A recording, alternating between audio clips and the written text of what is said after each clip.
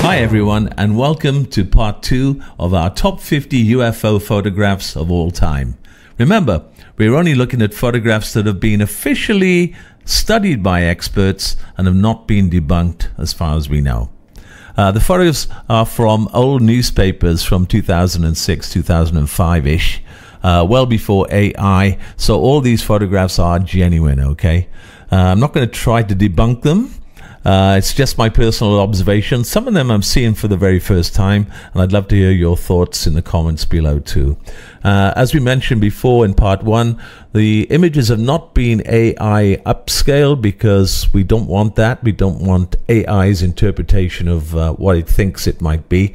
So all we've done is zoom in on the original photograph to see if we can see something we may not see in the original one, okay? All right. Without further ado, let's carry on and look at some genuine UFO photos from 1976 to 2005 and begin with this one. This photo features 3 discs taken on March 8, 1976 in Switzerland. Oh, to be holding a decent camera when these babies were flying around. Having a closer look, they have some very interesting features underneath the aircraft. Taken on March 1st, 1978 by a photographer in Canada, plenty of room inside this baby for all the family, optimizing the aircraft's interior space for sure. This shot was taken on December 27, 1978 near Ranelagh, Argentina. Now because of the date, I'm going to stick my neck out here and compare it to a similar man-made aircraft. Sid will explain later. This photograph was taken by Gigi Brobeck in Santa Monica, California in February 1979. Now this UFO looks as if it's had a few knocks. I wonder if alien aircraft are insured. Here's one of a series of photographs of mini UFOs taken by Jarmo Nikkanen between 1973 and 1979 during a series of strange events that happened around his house in Finland. Now when I first saw this, I recognized the trees and I thought it may be from the Russian Roswell film. But zooming in, it looks like someone has set up their tent amongst the trees there. Not a very convincing photograph, sorry. But we did talk about mini UFOs in another video clip, and I'm going to do more homework on this particular event. And here we have a photograph of a disc that chases a Phantom jet fighter above Germany on September 19, 1979. The picture was shot by teacher Dr. Carl Meyer of Keltenweiler with a Polaroid camera. This one's a little bit too fuzzy to distinguish anything. It's man-made again, I'm pretty sure. It's got the same color. Here's a picture taken by Carlos Diaz on March 23, 1981 in the Ajusco National Forest in Mexico.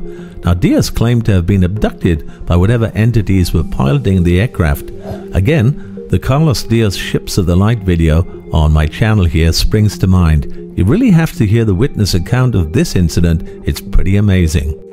Hundreds of people saw this object, illuminated by bright lights, flying at a low altitude over a residential part of Levittown, Puerto Rico in 1980.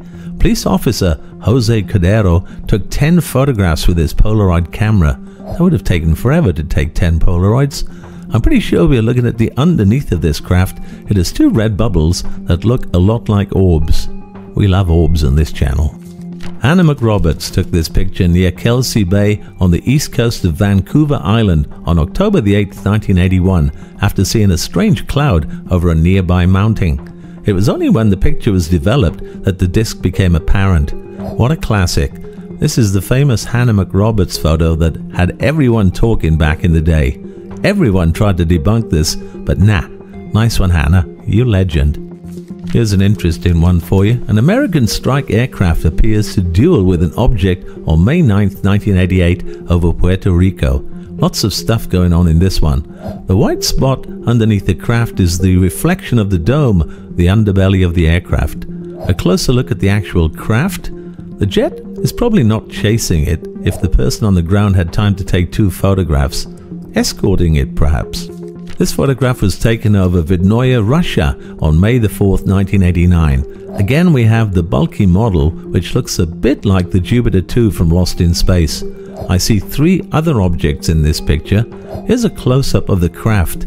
But then there's this and also these.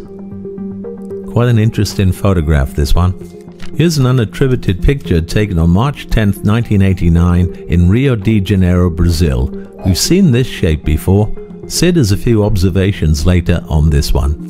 Here's one of several documented cases of triangular craft seen and recorded over Belgium during the late 1980s to early 1990s, during one of the most famous UFO flaps over the last 30 years. The underneath of the TRB-3, a photo from the Belgium wave, or they called it the Belgium flap, don't know why. Sid has got more about this later on. This is a video shot from the Space Shuttle Atlantis in April 1991, and it appears to show a metallic object appearing and then swinging in front of the camera. Too much fuzz in this one. NASA should really invest in some money into buying decent cameras. This one is rubbish. Here's a photograph of a circular multicolored object 200 feet above the Kincardine Bridge. The photographer had to lie flat on his back to get this shot. The underneath of the aircraft for sure. Lie on your back? Why? Here's one of a series of photographs taken by Eric Thomason of Maslin Beach, Australia on March 10th, 1993. Mr. Thomason said that the object rose out of the sea. Okay, how did this one not get debunked? Come on. It looks like something the aliens would use for a sightseeing tour. This is the alien equivalent of the Winnebago RV, I think. How come it rose out of the sea when it looks like someone opened a window right there? Here's a photograph taken by Samuel Garcia of Mexico in September 1994. Right, we are back to the classic flat-bottom craft, and a nice and shiny one too. Here's a picture by Semyon Tegiov in Bogadinsky, Kazakhstan on April 27, 1995. I've seen this one before too. Sid has found a sketch of this one, which he'll show you shortly. Joe Clower was photographing some workmen painting a city monument in Denver, Colorado in January 1996 when he saw a strange bell-shaped object in the sky. With this picture, it's really hard to get some perspective of the size, as the craft seems to be in front of the building. I'm going to say balloon on this one, because there's a lot of stringy things below it. I may be wrong though. Here's a picture by an unknown photographer showing a military helicopter chasing a UFO somewhere in Florida during 1996. Now you would have thought the pilot of the helicopter would have taken a much better photograph than this one from the ground. The question is the helicopter chasing or escorting? With a closer look at the craft, you can't get more flying saucery shaped than this one. Lajos Kusina took this picture with his girlfriend in the village of Patak in Hungary in October 1996. The object was not noticed until the photographs were developed. To be honest, this looks like a plastic frisbee, but on closer inspection, it's got sort of a white trail behind it. Here's a picture from an unknown photographer on May 25, 2001 in the Kilsyth area of Melbourne, Australia. Again, a classic-shaped flying saucer. How to see one of these babies at sunset. Here's a NASA image taken by the Solar Heliospheric Observatory spacecraft observing the Sun on January the 15th, 2003. Not sure what to make of this one. I reckon a professional photographer would be able to tell us more of what is going on in this photo. I certainly won't be asking a NASA camera specialist, that's for sure. Here's an amazing photograph of a lit object taken in the morning in February 2003 in Wisconsin. This one could possibly be man-made. It's not very often we see lights underneath like this. And there's a red one there, just for good measure. An anonymous photographer took this picture of 3 objects over Cockaponzet State Forest, Connecticut on July 20th, 2005. Not 1, but 3, and all the same shape. They look like they're on patrol. Under the belly of each craft is either lit or that's the outline. It's a great photo nevertheless. So that's our final 25 photographs. Hope you enjoyed them. But to finish, let's have a summary and a few observations I may have missed from our ufology bot Sid. Sid, what have you got for us? Switzerland probably attracts many UFOs because of its CERN collider, 7 kilometers in circumference. The superproton synchrotron was the first of CERN's giant underground rings. It was switched on for the first time on the 17th of June, 1976. Probably man-made, and more than likely the X-47B, which was highly top secret back then. Many UFOs come as no surprise. In another show on this channel, you were commenting on Why do you humans assume everything is to human scale? Aliens could be the size of your thumb. I'm sure there's no universal standard size for two-legged intelligent life forms. This craft is the same shape as the X-47B, now declassified, but was highly top secret back then. This is the TR-3B Astra, which is described as a triangular nuclear-powered aircraft, developed as part of the Aurora top secret project for the Strategic Defense Initiative, and first tested in late 1989 when it was spotted by many witnesses and police officers in Belgium on numerous occasions.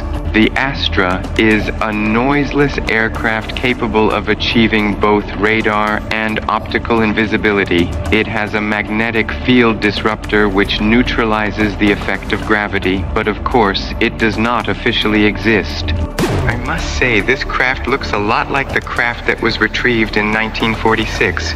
Maybe they got it to fly. I would like to give an honorary mention to the William Rhodes UFO photo, which is excellent, and again reminds me of the flying sub. It even has a central propulsion system. And to finish, I would like you to take another look at the Calvine UFO photo and a blip I found in the photo that no one has noticed or mentioned. It only became apparent when you made it into a 3D photo, then out came the object in the background. By the way, the Calvine craft is man-made. At the time, it was part of British Aerospace's new radar-proof defense system, which included the diamond-shaped ship, and the Harrier jet escorting the experimental aircraft was privately owned by BAE Systems. It could be an earlier version of this aircraft. Thanks, Sid. Some good stuff there. Okay, hope you enjoyed our top 50 UFO photographs of all time. If you did, give us a thumbs up and a like or a subscription if you haven't joined us yet. It would be lovely. From yours truly, Steve, just like to say goodbye, and I'll see you on the next one.